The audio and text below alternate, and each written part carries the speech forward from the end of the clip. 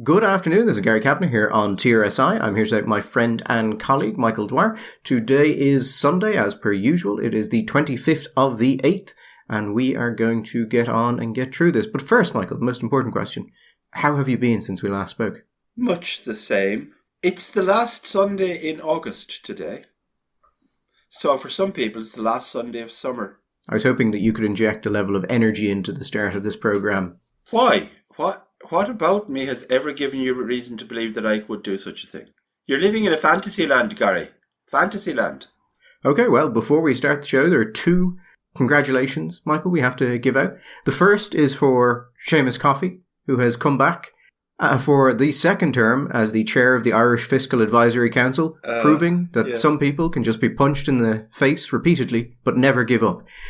I think Seamus is a credit to us all, and a testament to the unbreakable nature of the human spirit in the face of futility and pain. You know, I can't remember who, somebody clever said that a second marriage was a demonstration of the triumph of hope over experience. I think maybe Mr. Coffey has done this. I was wondering if Seamus was going to come onto your radar this time, and since he's going on, I imagine you sent a cake and a card congratulating him. You know what? I actually was tempted, and I thought, no, that might be taking the joke too far. But I was tempted to have a cake sent to his offices. For the listeners out there who haven't bothered, and I can't imagine why they wouldn't, I would actually say that go on and read the stuff that the Irish Fiscal Advisory Council produces. You know what, Gary? Joking and nasty sarcasm aside, which is you, not me, it produces some good reports and some good data and good stuff. Yeah, the problem is that it could simply be renamed to Cassandra. Yeah, it is a bit. For the reader who is not up to date on their Greek mythology, Cassandra was a priestess of, I believe, the god Apollo, who was cursed to utter true prophecies, but would never be believed. She was a kind of a girlfriend also of the god Apollo. And when she rejected, she was a daughter of Priam and Hecuba, the king of Troy. And when she rejected Apollo's advances, and Gary, we all know from an experience in life, rejecting the advances of a Greek god is not a good idea. He cursed her, having previously given her the gift of prophecy. He then cursed her and said, the way the Greek gods will do, he said, I will leave you with your gift of prophecy, but no one shall believe you. And she went around prophesying the end of Troy. I can't remember the line, but something like, and Cassandra shook her locks and cried, I see a conflagration on the towers of Ilium. It's in Ovid, in the Metamorphoses, which anybody as old as I am might have done for their Interstart Latin. So yes, Cassandra, have you noticed, Gary, this occurs to me now, have you noticed, since the arrival of the Fiscal Council, we don't hear as much from the ESRI. The ERSI has been kind of replaced as the voice of reason speaking onto the government. Well, I will refrain from making any comment on the ERSI due to Ireland's stringent defamation laws. They had that Dutch guy, he was good. What was his name? Toll? Richard Toll? Yeah, they did have Richard Toll until they didn't have Richard Toll. Entirely due to the consequences of their own actions. But he was good. He did some good stuff and on the economics and the environment and stuff like that. So anybody, again, should have a look at him. When you were talking about the myth of Cassandra, all I could think was two thoughts. One was, no, that's going too far. And the second was, I hope Seamus never runs into an Ajax. With a helmet. Yeah. Again, for those of you not familiar with it, read it. Ajax is not the highlight of Cassandra's time. Nor indeed is the Saki of Troy. But don't worry. There's bad times for all. Bad times for all. But Aeneas does well, as is reprised in the sequel, the Aeneid, also called Rome. Because kind of Troy is the prequel to Rome, isn't it? Not sure they would have seen it that way. And the second person, Michael, I think we need to... Okay. The second person we need to give a shout out to is the Prime Minister of Georgia, who's demonstrated two wonderful things. One, that if you accept a principle in a certain case, someone is absolutely free to come around and go, oh, we can do that now. And two, showing the, shall we say, the contradictions inherent at the heart of democracy, Michael. Yes. The Prime Minister of Georgia has announced a particular policy. They have said that they want to ban the largest opposition force. So the ruling party currently is Georgian Dream, which sounds dreamy. And the largest opposition is the United National Movement. And Georgian Dream have said that they want to ban them. They want to ban the UNM. Now, the interesting thing is that one of the reasons they say they want to do this is that they believe the UNM wants to get involved in the Russia-Ukraine conflict. And, I mean, they blame the UNM for the Russo-Georgian War, which was in 2008, 2009, yeah. I think. Mm-hmm. So basically, what they've done is they have done, or they say they want to do, what the Ukrainians did, which is to ban political parties that they deem to be a threat to national sovereignty. So basically, the Ukrainians did that, and everyone went, well, that's perfectly reasonable and not questionable at all, because they're in a war. And now the Georgians have said, actually, we're going to do it for exactly the same reason. And people are going, whoa, whoa, whoa, whoa, that's a little bit anti-democratic. And they have gone, well, you let someone else do it. That wasn't a problem, so why would it be a problem for us? But the best bit of it is Georgian Dream are in power now. But they haven't said they're going to ban the UNM immediately. What they've said is that if they're elected again and get enough to push through constitutional change, then they will ban them. So you have the EU going, this is incredibly undemocratic, and Georgian Dream just going, but we're telling the public we're going to do it and letting them vote on it. It's very democratic. This is part of It's actually, I mean, it's incredibly democratic. What it isn't is Republican. And actually, you know, a very important distinction. Yeah, it's not Republican. It's not constitutional, shall we say, that kind of thing. It's pure good old-fashioned democracy. The demos will be asked, do you want this? And if 50% plus one of the demos say yes, well then, you'll get it, and you'll get it good and hard. Yeah. That's why the old saying, and it's not a pleasant saying, but it is an old saying, is that the ultimate representative form of a democracy is a gang rape. Charming. Well, I mean, it is an important distinction when people talk about democracies. Raw democracies do not have constitutions. They do not have restrictions on what the people can do. Anything you can get over the line, over a 50% line, can be done. And people have this weird view of democracy as the ultimate good, but then you consider every modern democracy is constrained in some way by constitutions, by republican structures, in order to give protection to minority groups. None of those exist in a pure democracy.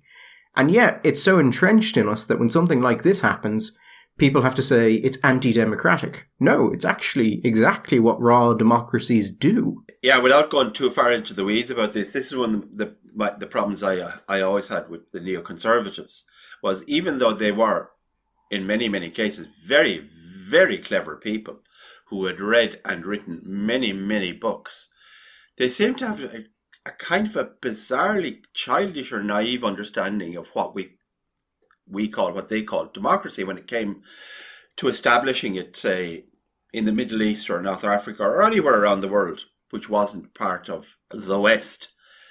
They thought that democracy was just voting.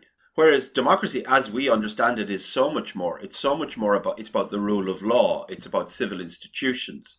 It's about understanding the relationships between the public and the private and the civic space and private property and all these things. And you can't just say, okay, we're going to have a vote and somehow this will liberate the fundamentally good nature, and that's also a problem with it.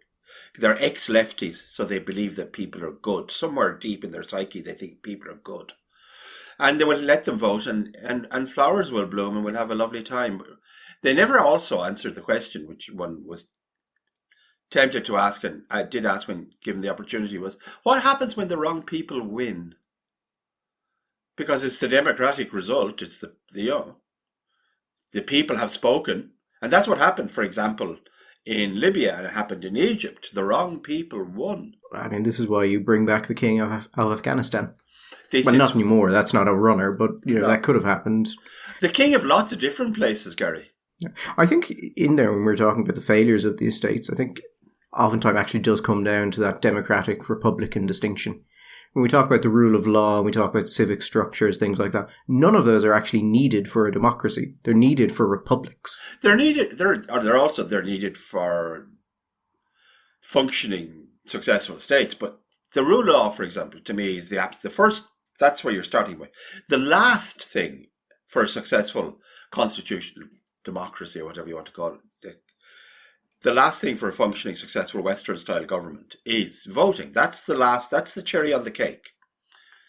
You can have fair and equitable and successful government. You could, if you had an absolute monarch, right, Gary? If you had the rule of law, private property, and an absolute monarch who was a decent guy and respected the law and did all the things he was supposed to do and maintained the mandate of heaven, you could have a perfectly nice place to live. You wouldn't have to have any voting. The voting bit is not necessary. The problem with the absolute monarchy is that for every Trajan or Hadrian you'll get a Commodus or a Caligula. So you want a mechanism where you can remove these people without having to kill them. Anyway, while we're in Georgia, we'll stay in the locale. Is this about Ukraine invading Russia? Ukraine has invaded Russia. As a sentence is not one you expected to say. I mean, the ability of Ukraine to hold off the Russian military and then to actually strike into Russian territory is kind of astounding, and not one I think I certainly did not predict that they would have lasted anywhere like this. And to get to the point where you can now launch an incursion, or as Putin says, a situation, which I do love, because it's like when two people are going out but don't quite know what they are. Yeah. So instead of a relationship, you're in a situationship. Yeah. Except in this case, there's less, should we meet each other's parents, and more, God, a lot of oil fields are on fire, aren't they? When did Russia invade? I mean, leaving aside the 2014 moment, in the most recent, what is it, around 2.5 years ago? Something like that. There was a question people kept asking and talking about, do you think they can win, blah, blah, blah. And after, I wasn't much more than 4 or 5 months. I very much was of the opinion, I didn't know if Ukraine could win, but I thought that Russia had lost. And I think Russia has lost and lost and lost since then. And I would say that even if tomorrow, it wouldn't happen in a day, obviously, but even if they were somehow to manage to get all the way to Kyiv, I think I wouldn't change my opinion that fundamentally Russia has lost, because the damage to the medium term and long term to the Russian economy, to the Russian state, has been horrendous. The ability of the Ukrainians, now the Ukrainians have lost a lot, but their ability to hold off.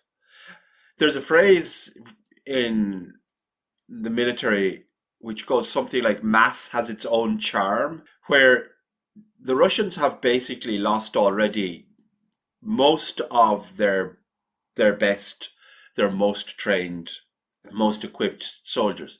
They're now relying simply on the fact that the population of Russia is 180, 190 million people, and Ukraine is much smaller, and their resources are much smaller, and their army is much smaller, and they're just using the force of mass to try.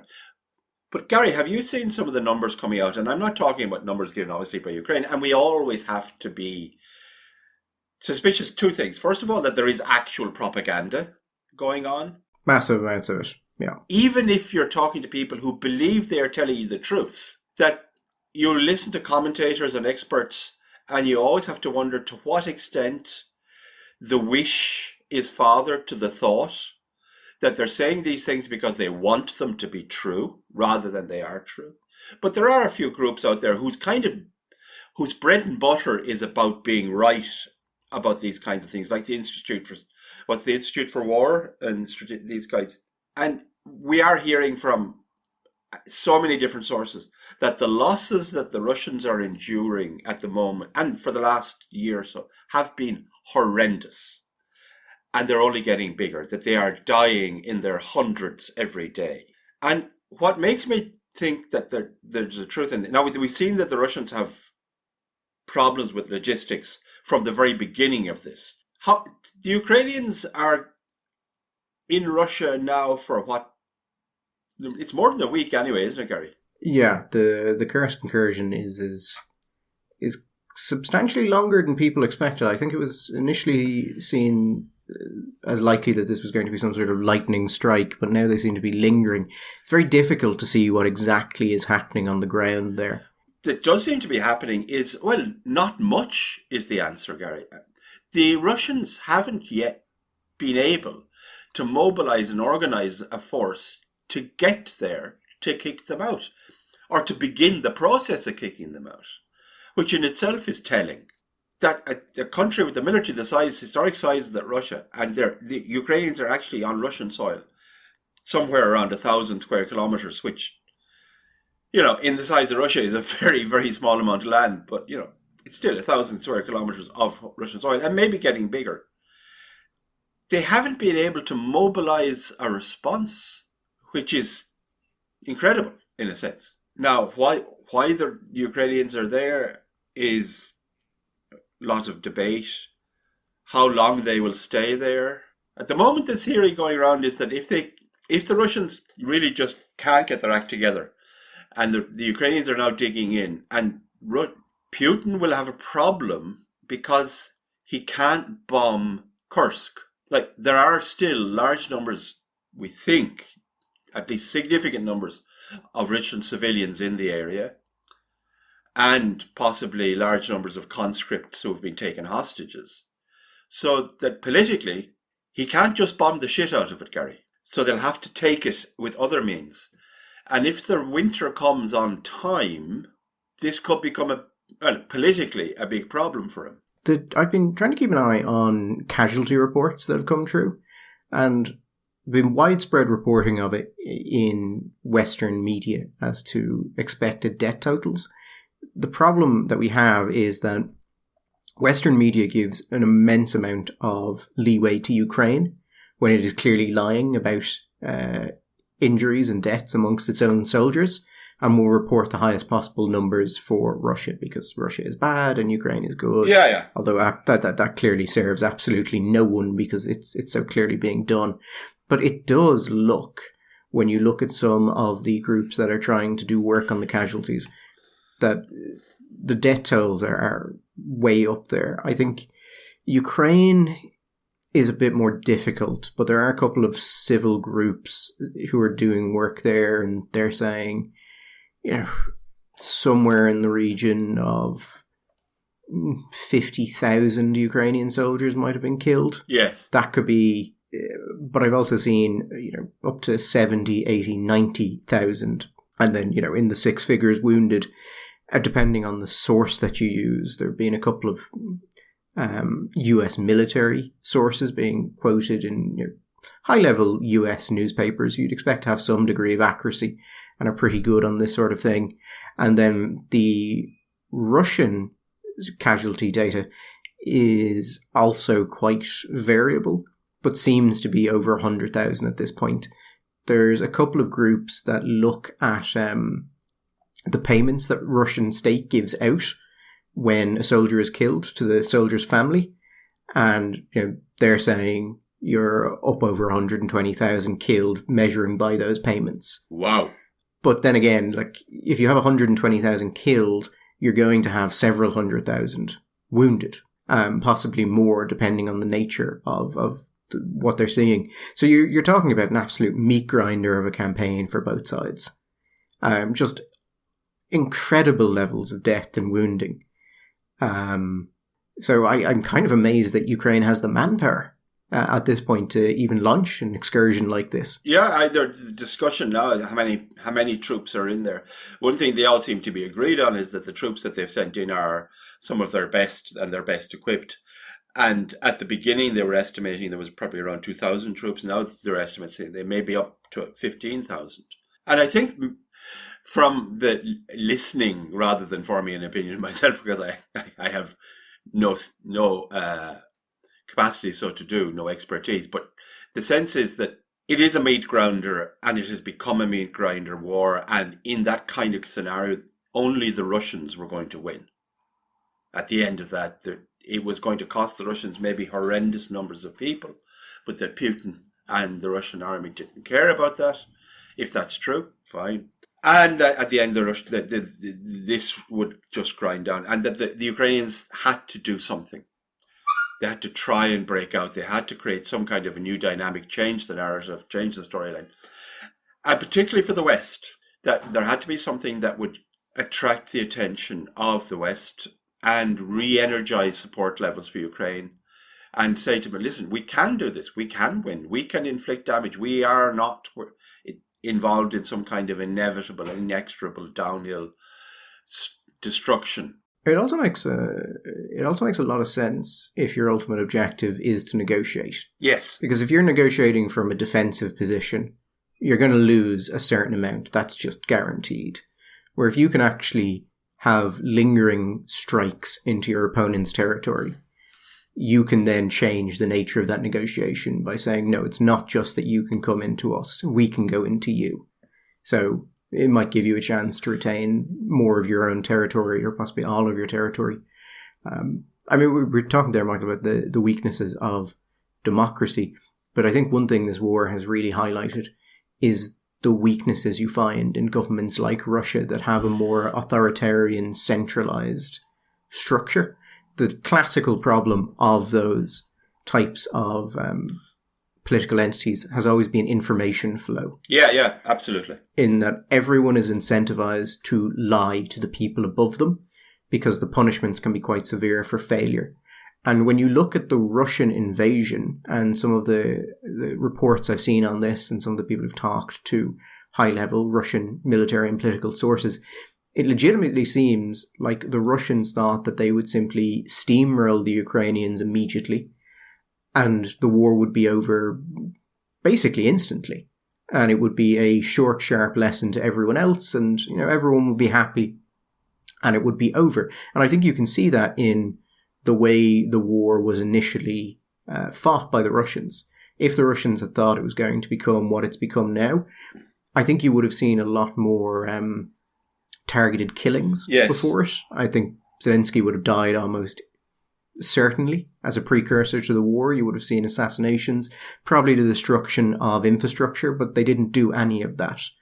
They went right in. And I think it is what you see in these kind of political entities. No one wants to tell the truth because then you'll be punished. So everyone lies to their superiors. And when you're at the top, it's incredibly difficult to actually figure out what's accurate. So you're being told, they're incredibly weak. We'll be welcomed when we go in. Yeah. We'll just steamroll them. And then you go in and suddenly you're in this quagmire, which regardless of one's own political position on the war is clearly not what was intended. So even if you win now, you're winning after a massive loss of Russian manpower, equipment. It's also, I think, been kind of humiliating for the Russian military and also actually been quite damaging to those who were positioning Russia as a threat to Europe in many ways. Yeah, because you look at how they've done in Ukraine and go, they're not invading Germany. Like, they're just not doing that because that would not. They're really not. That would not work. They're not invading Finland. It is actually an interesting result that an act of military, an attempt at conquest, would lead to people who were pushing you as a massive military threat to be weakened because you just don't do that well. I think the point you make about the information and democracy is a really important one. I think it was Daniel Moynihan, the great American senator, said something like that the Soviet Union realized too late openness is a singularly American advantage. Because if we take this recent incursion, it's an example, because what happens in Russia, and I think there's reason to believe this is happening also in China, is you get a combination in a dictatorship, which is both a failure to communicate because there's a fear of telling the truth. And I mean, this was almost a joke or a cliche, say, with the Nazis and the fascists in Italy, where they would tell Mussolini, we have X number of tanks and X number of divisions. And it was all nonsense. But that's what he wanted to hear. And in the latter stages of the war, Hitler would get information about the state of the army and the wonder weapons coming up. And he would, although to be fair, most of the lies were lies he told to himself. But then you've got corruption. One of the questions that puzzled people was that the speed and the ease with which the Ukrainians were able to break through the border, because apparently from Russian reports and documents, hundreds of millions, Gary, had been spent on tank traps and what do they call them? Tiger teeth and all sorts of things along that particular border in order to impede the advance of an attack, particularly using tanks and other armoured vehicles. And yet the Ukrainians just blew through.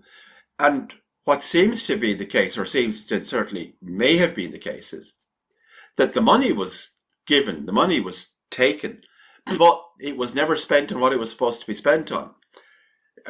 And that we saw that right at the beginning of the whole process. Do you remember when there was talk that they discovered that X billions had been spent, billions of rubles or hundreds of millions of rubles on uniforms.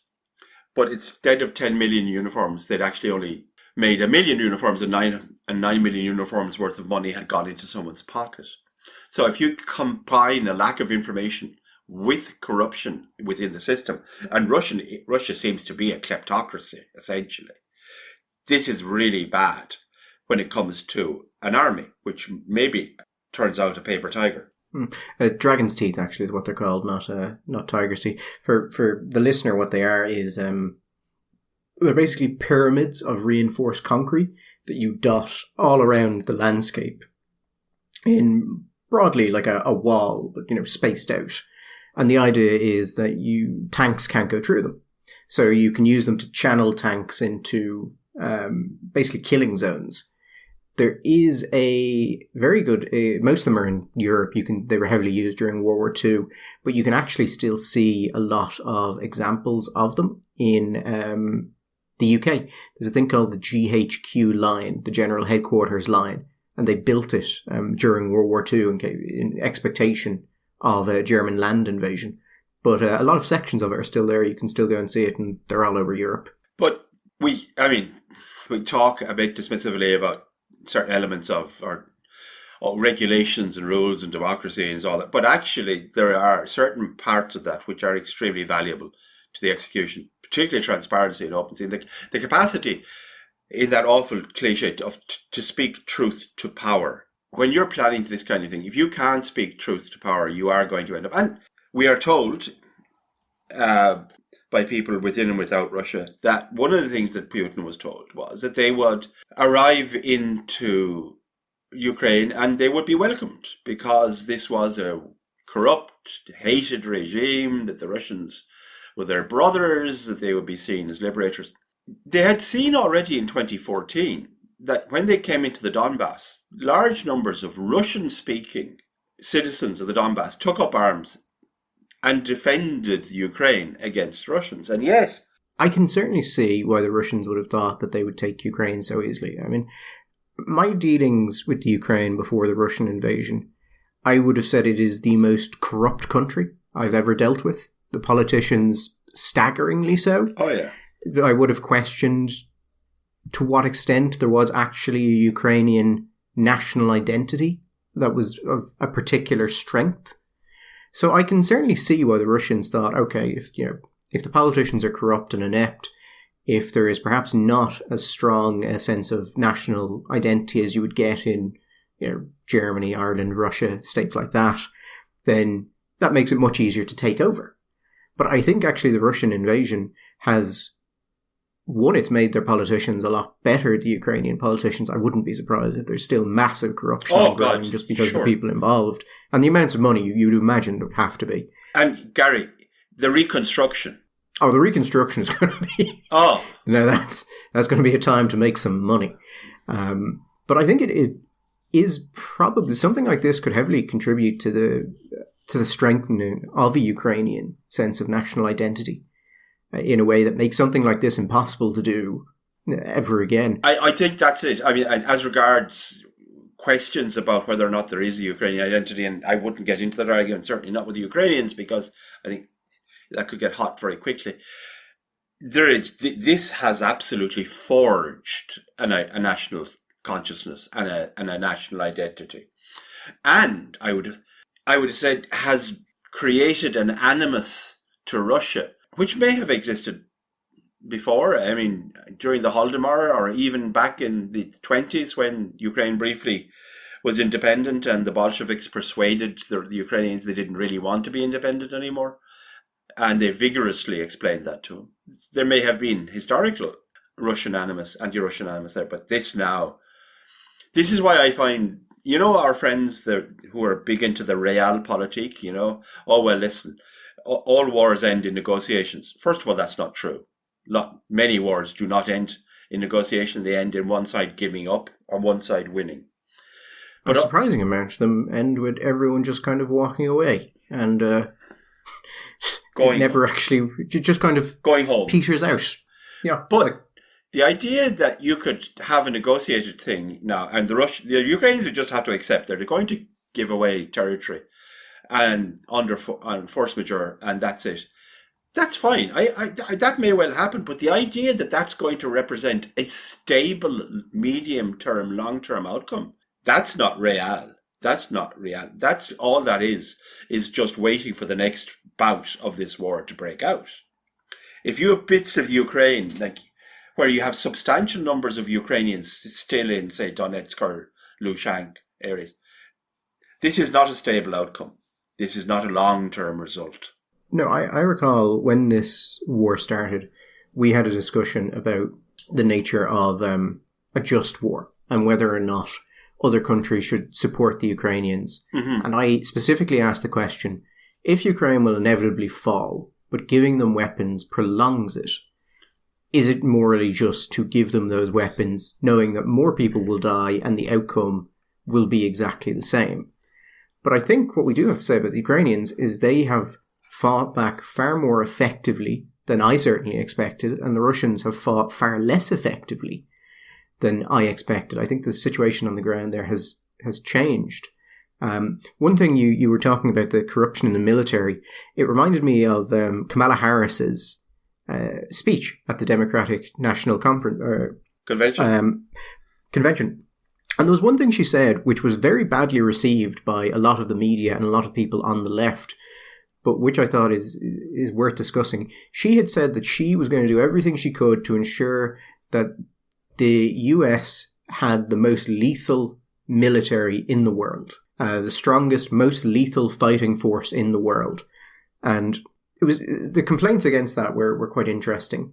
People from her side obviously hated everything about it. Like you can't say that the US military must be the most lethal force in the world. Well, if you have an army, surely you want it to be lethal. I mean, that is why else would you have an army? But certainly an army like the Americans. What's the problem? While you would think that is actually a perfectly rational thing for someone to say, regardless of whether you're on the Democratic or the Republican side, yeah, it makes sense. You're going to have a military, make it the most lethal military possible. That should be what it drives towards. And anything that doesn't or decreases the lethality of your fighting force, you should get rid of. What is actually quite interesting about it is that while you would think it should be the basis of pretty much everyone, America is one of the few countries in the world that actually does believe that. Europe generally doesn't. Europe has militaries. I mean, the French to a certain degree do, particularly in their, shall we say, more foreign expeditionary type of forces. Yeah, their trips to Africa. Yeah, when they have those little trips to Africa. Yeah, because, you never want to forget your history. And you see it in, like Finland, some places like that take their military incredibly seriously do it. But it's also one of the problems that you have when you look at Russia and China as kind of aggressors, as aggressors against the West. Their militaries are incredibly corrupt and dysfunctional, as we've seen from the Russians. And the Pentagon has issues with where has money gone. And there's absolutely issues there with the flow between the Department of Defense and lobbyists, and the entire business structure they have of cost plus research and development and manufacturing is, I think, makes very little sense outside of very core military hardware. But they don't have problems like you seem to have in Russia and China.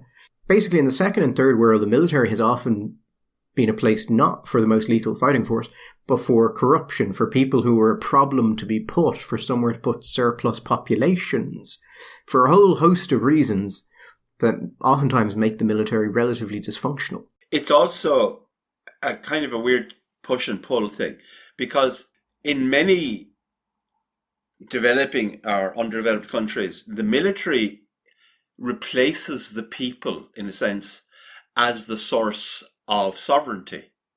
The person who rules is the person who is a manifestation of the will of the army. Because within the country, not without, I mean, they wouldn't have the capacity to act outside of their borders very often, but within the country, they have the capacity to be the will. So if you have the support of the army, then you have effectively access to power. But that creates, obviously, there's an economy that therefore there works, if you're coming from the army, well, then the army is also the primary beneficiary of inflows.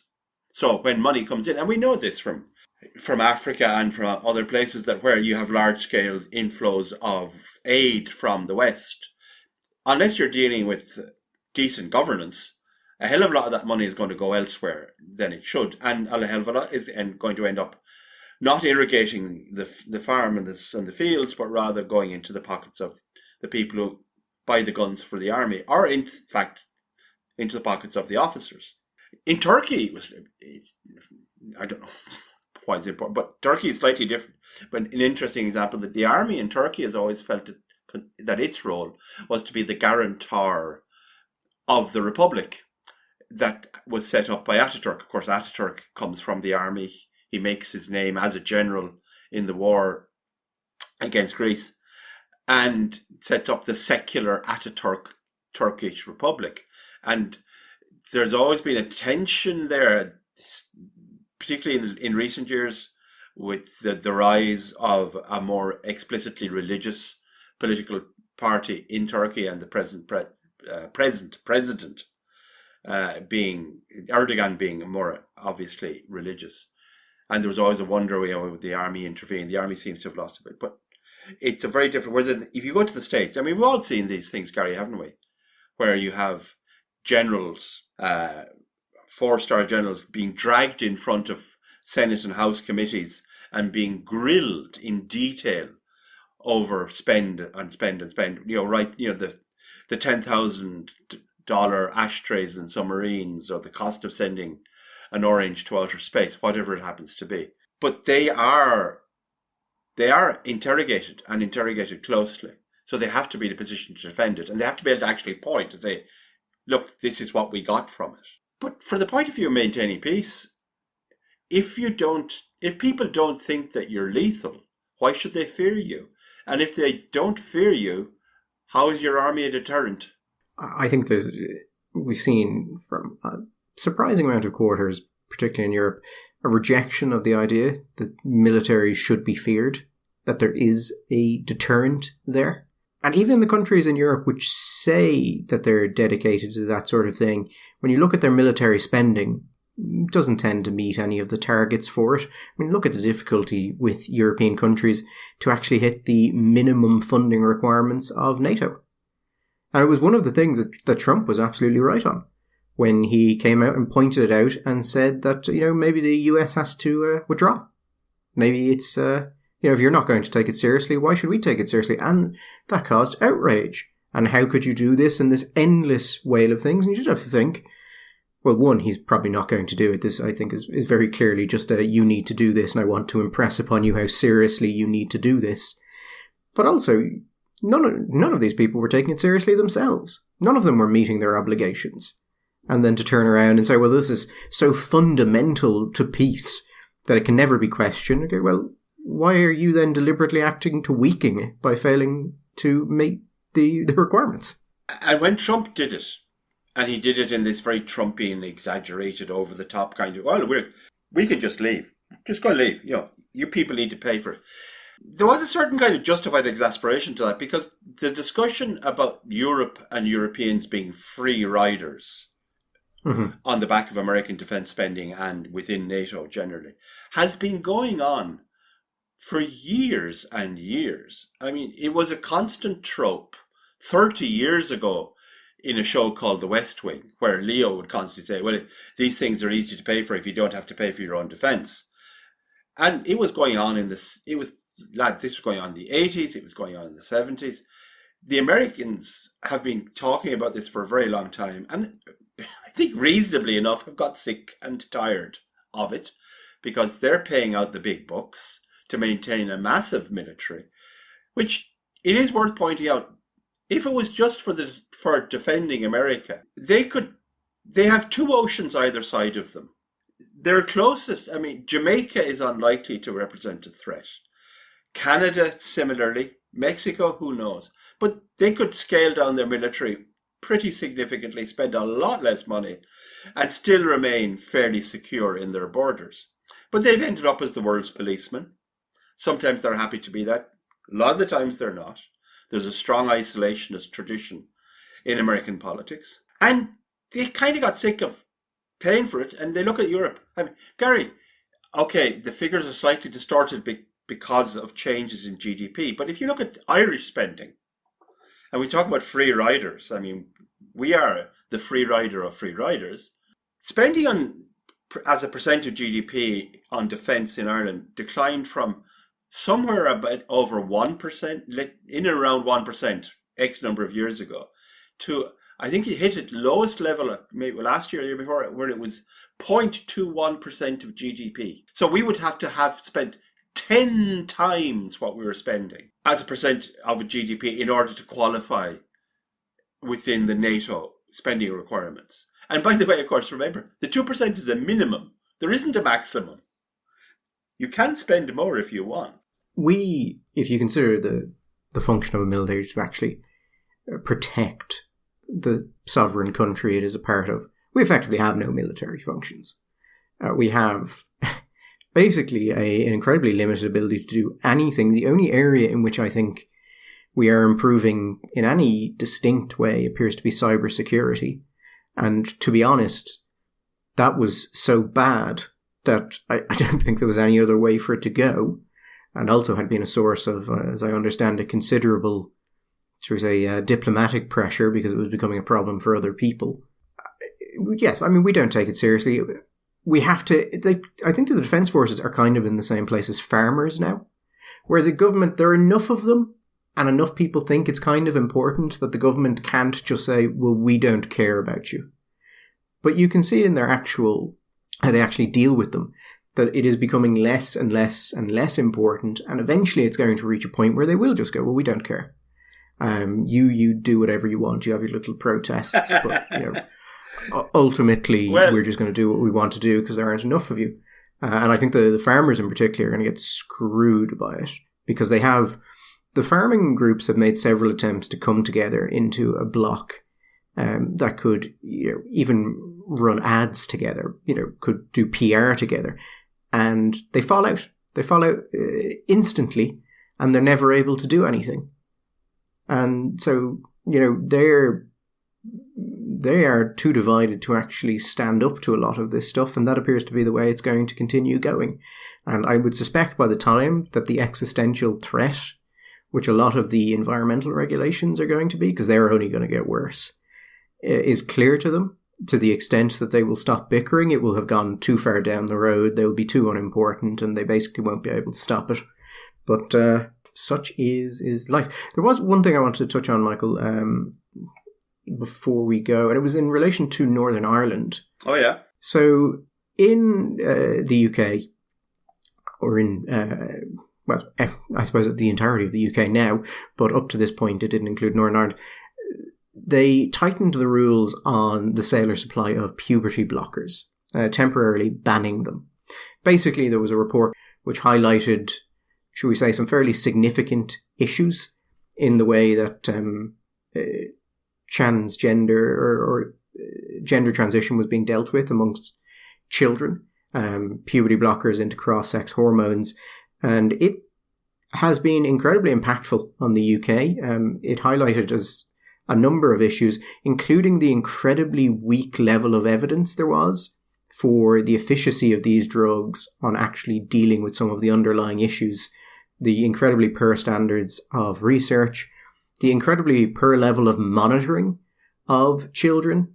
This came following fairly close to a court case, which had also looked into this, in which the judges had they had looked at what's called Glick competency, which is basically the ability of someone to consent to medical intervention. And they had made the point that if you take a child and tell them, if you do this, you're never going to have appropriate sexual function, which is to say you'll probably never be able to have sex like a normal person would, and you may be sterilized, and a child says, yeah, that's fine. A prepubescent child, or even a child in early puberty, cannot meaningfully consent to that because they don't understand what that means, the impact that would actually have. So there were two kind of very large hits against transgender medicine in England kind of coming back to back. But what is interesting here is that they have now extended that ban to Northern Ireland. Now that in itself is probably something that we should have dedicated some time to, but we won't have time today. The interesting thing about it is that Sinn Fein have supported the move. Sinn Fein have said that they will follow the science on this, and that the Cass report appears to be the current standard of the science, and they're going to go where it is. And then, of course, they gave the usual, we have to have the appropriate support in place for anyone out there who requires gender-affirming support, all that sort of thing. Mm-hmm. But it was interesting to see Sinn Fein go against it.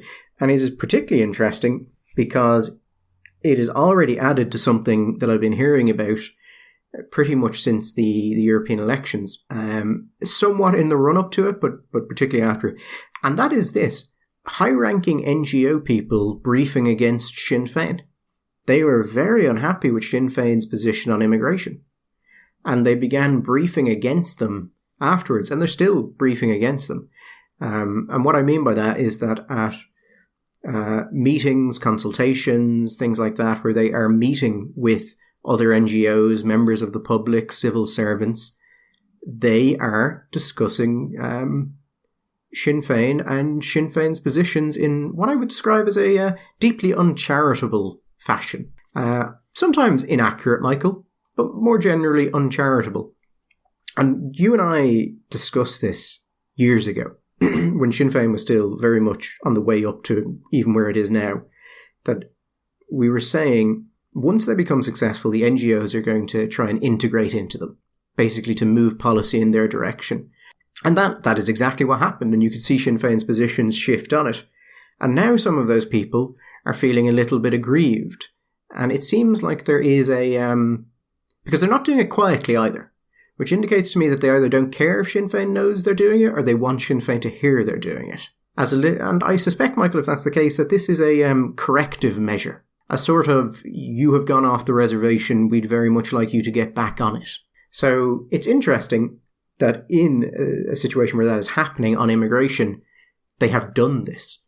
Because I've already heard that the NGOs in this sector and the other NGOs are starting to now push back against this as well. So a lot of those respectable groups, unhappy with this. So you think I don't know. Did you see there was a report, I think, in the Times, the headline for which was US Cass Trans Healthcare Report, quote, should not be Ireland's model of care, Forum hears.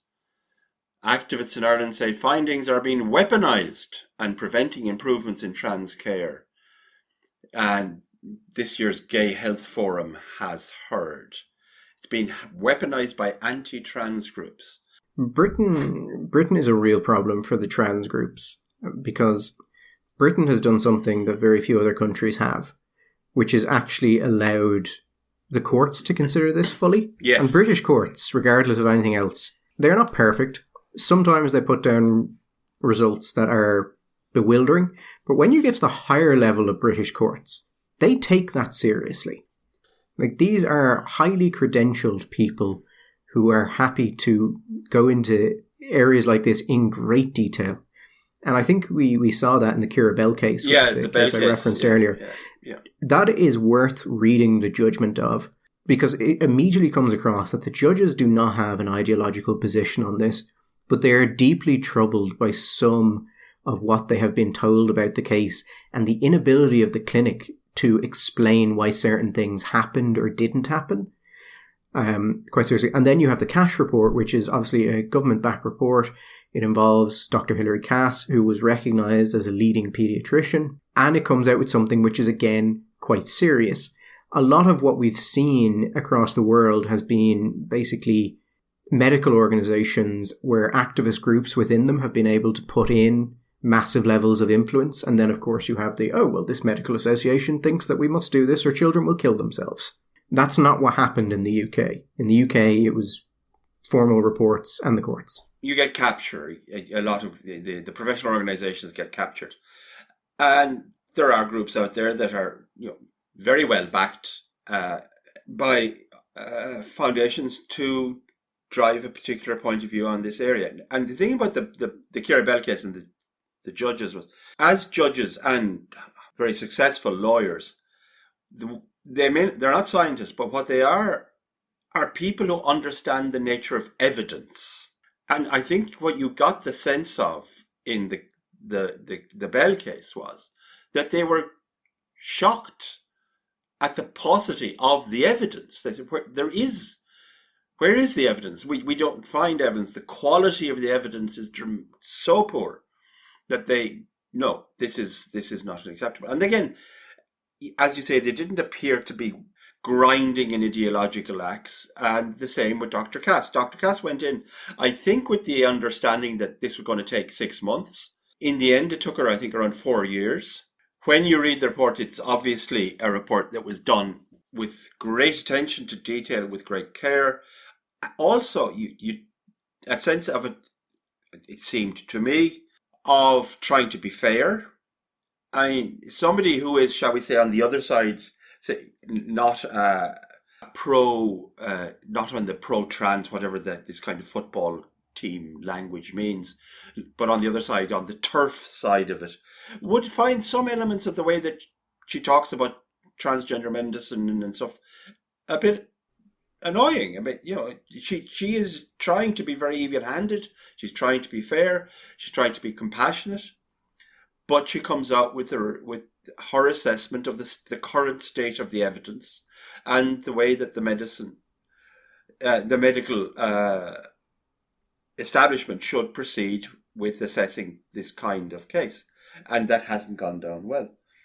But you think that the NGOs are unhappy with the Sinn Fein turnabout on this? Oh no, I've actively heard of situations in which they have already began briefing against it. One actually thing just on the Cass report before I get to it, one of the things I thought was particularly interesting in it is that they went through the evidence in a number of areas, from social transition, puberty blockers, the general increases we've seen in children being put forward to it, and what they did was they did an analysis of the papers themselves that had been done in the area to see were they of low quality, moderate quality, or high quality, which actually, is something that is done quite regularly in other fields. But it was the first time I had seen someone do it at this scale in this area.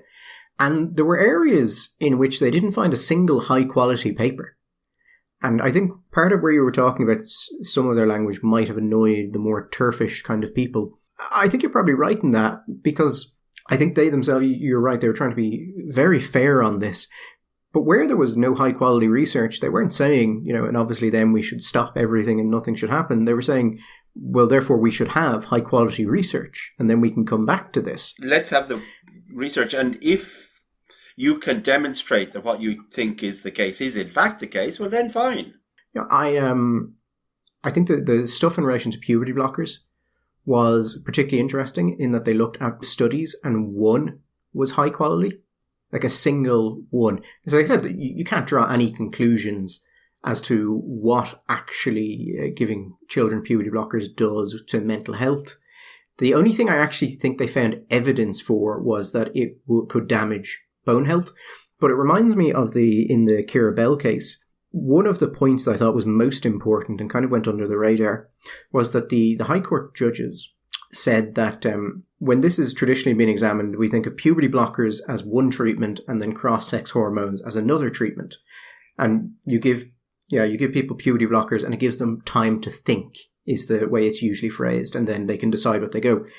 I think the judges, it was something, I don't have the figures in front of me, I think it was so over 95% of people who went on puberty blockers started taking cross-sex hormones. I think it could have been as high as 97, 98%. I think it was, the figure in my head is something 98, 99. I mean, it was they basically almost universal. Yeah, so the point the judges made is that we shouldn't consider these separate treatment pathways. We should consider this one pathway. Yes. When you start puberty blockers, you will almost certainly use cross-sex hormones. And therefore, there's a real question of, is that natural, or are puberty blockers doing something where if someone has a moment of gender confusion or uncertainty about their sex, which is perfectly normal in children growing up, if you then step in and artificially stop puberty, you are actually extending that artificially and causing this outcome, which I thought was a really interesting point that I hadn't seen really raised very much. And no one seems to want to talk about in any sort of real way, because I think it leads to some deeply uncomfortable outcomes, if that's deemed to be the case, because a lot of parents have gone down that road, aided by medical professionals, and if it's found out that that was artificially induced, a lot of fucking people are getting sued. Like, a lot of people are getting sued, and a lot of parents are going to be in a really bad place because you think you've helped your child, you think you followed the medical advice, and then actually no, you've probably permanently sterilised your child on flimsy to no evidence. So no one is coming out of that one looking good. But on the NGO point, yes, they're actively already beginning to go on this. They're already doing it on immigration. I think it is to get Sinn Fein. It's more of a punishment beating than anything else. And because they were already doing that with immigration, and Sinn Fein had to have known that, I find it interesting that Sinn Fein would then go ahead with this, because you'd know that this is going to cause even more pushback from those people. Do you not think, though, Gary, that if I were an NGO, or if I was at one of the weekly, I'm sure, secret meetings of all the important NGOs, my advice right now would be, let's go quietly and gently. I think, I was talking to a couple of people about this. I think right now the NGO sector, as an influence peddler, as an influencer also, is in a peculiarly vulnerable place. I think so. Because I think for two reasons. The first, obviously, they were very badly damaged with certain people. It wasn't talked about in public maybe, but I know from private conversations, the results of the referendum really damaged them with some politicians. Now, there are certain politicians behind the scenes, and I know, who can't stand them anyway, but they put up with them because they have to, because they know what side their bread is butter on. And they were out of the traps, whispering in the ears of their colleagues, look what they did, look how wrong they got it. Really, these are the people we're listening to. So they were damaged by that. But the other thing is, they can't. I think they shouldn't go too hard on Sinn Fein. They shouldn't be good. They should be because whatever Sinn Fein are, they are the only alternative. And right now, we are at a very odd position in Irish democracy, Gary. With the decline of Sinn Fein, a decline which is caused by the manifestation of the internal contradictions within Sinn Fein and the Sinn Fein voter base on issues like immigration and others. We are now faced with no real opposition choice. It's very hard to imagine any other government winning the next election other than Fianna Fáil, Fine Gael and somebody else. There is no effective choice right now. And Fianna Fáil and Fine Gael, I think, are very much in the position to say to the NGOs, now guys, if you want to stay inside the tent where it's nice and warm and dry, and where the money lives, you better be good boys, and you better be nice to us, because we're going to be the next government. We are going to be the people with the hands controlling the purse strings. Sinn Fein the same. Sinn Fein can say to them, we are the only other group in town. We're the only other possibility. And if you kill us, you're going to be stuck with them for the next 10 years. And if they don't care about your influence, if they don't care about your opinion because they don't have to, what kind of influence are you going to have? I wonder if this is the NGOs trying to basically put their oar into the internal Sinn Féin debate about party direction and about who should be ascendant. Yeah. They very clearly have people that they want there, and they are, the newer type of Sinn Féin. They would like the old Sinn Féin dead. And to be fair, Mary Lou did a lot of the work on getting it dead herself. So that's not opposed to the leadership. But it'll be interesting to see who comes out on the win there. I suppose, is it a question of arithmetic?